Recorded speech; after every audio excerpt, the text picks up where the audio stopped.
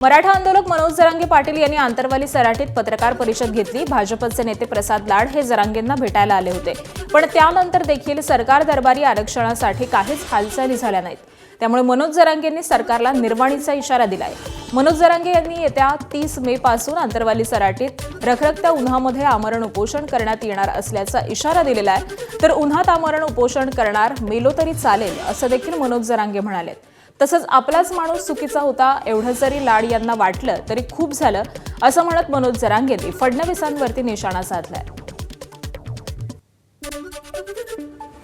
मला अंतिम टोकाचं आणि कठोर आमरण उपोषण करायचं आहे। रखरखत्या उन्हात मी हे उपोषण बास टाकून करणार आहे। ना कुठलं पाणी, ना कुठलं जेवण, ना पायात चप्पल घालणार आहे, ना काय करणार आहे। माझ्या शरीरात प्रचंड वेदना आहेत। या जीवाला मी तरसायचं तरी किती दिवस।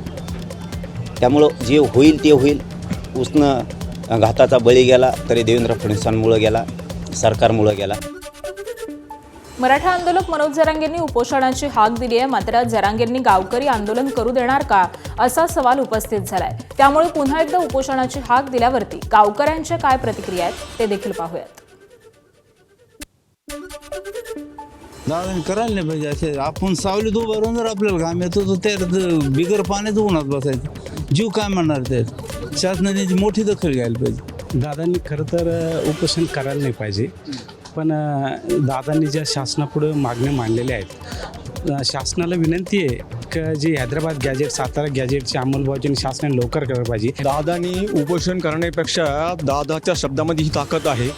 दादांनी एक जर हाक दिली तर अख्खा महाराष्ट्र बंद होईल, अख्खा मुंबईसुद्धा बंद होईल। म्हणून आमचं असं मत आहे, समाजाच्या वतीनं असं बोलतो मी, दादांनी उपोषण करू नये।